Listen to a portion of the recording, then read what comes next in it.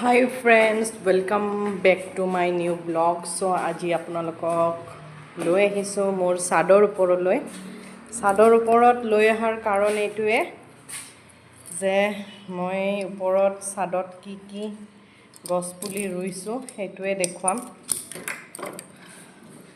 আহক এয়া পানী আহি আছে।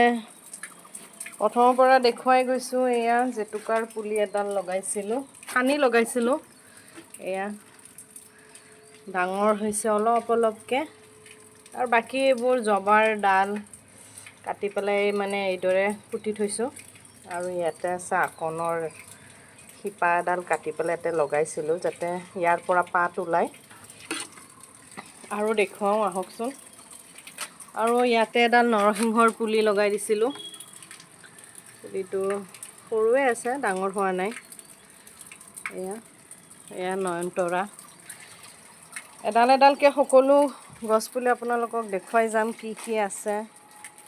আৰু এইবোৰ হৈছে ৰিংগৰাজ, এয়া হৈছে কণবিলাহী, লগত জবাৰ ডাল আছিলে, নিজে কণবিলাহীৰ পুলি ইয়াতে গজিছে।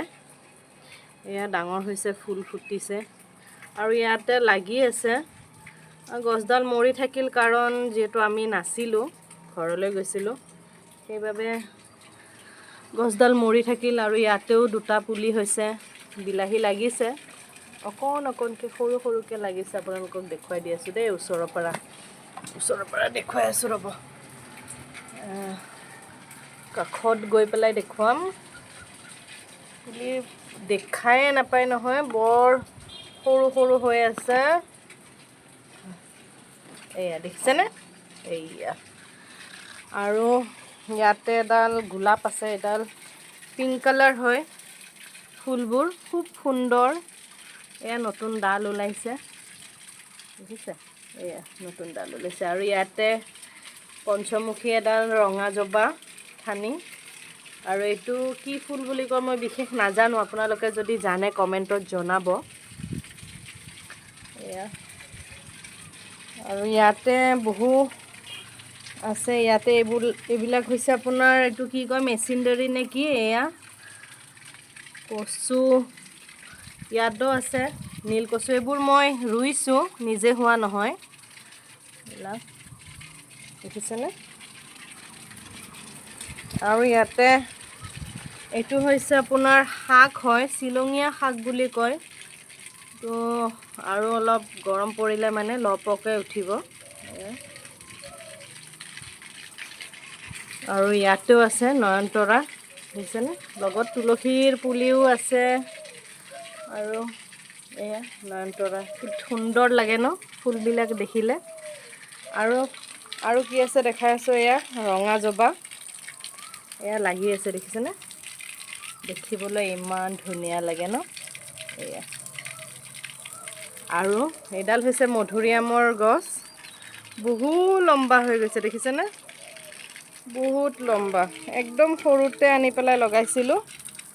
আৰু এইডাল হৈছে জেচমিন, তাৰ মাজতে আৰু এডাল মধুৰিআমৰ পুলি ওলাইছে।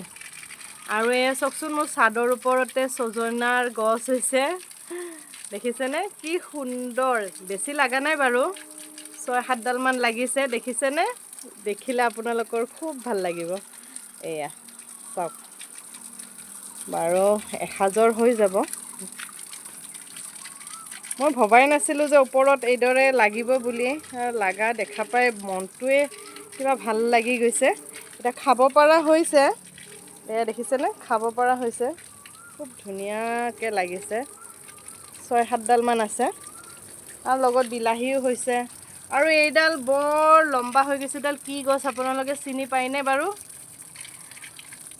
লাই শাকৰ দৰে হয়, লেটুচ পাত বুলি কয় এইটো কেঁচাই খায়, সালাড কৰি পেলাই খুব টেষ্টি লাগে। এয়া দেখিছেনে? আৰু এয়া আমাৰ পানী পৰি আছে, এয়া পানীয়ে মই ধৰি গছত দিওঁ। এইডাল দেখিছেনে? ইমান ওখ হৈছে গছডাল, গুটি লাগিব চাগে, ফুল ফুলিছে। এয়া মই আজি ইয়াৰে পাত কেইটামান লৈ যাম চাটনি খাবৰ কাৰণে। আৰু এয়া পদিনাখিনি সিমান বিশেষ নুফুটিলে কিয় নাজানো, মাটি নাই কাৰণে নেকি, সৰু সৰু হৈ আছে।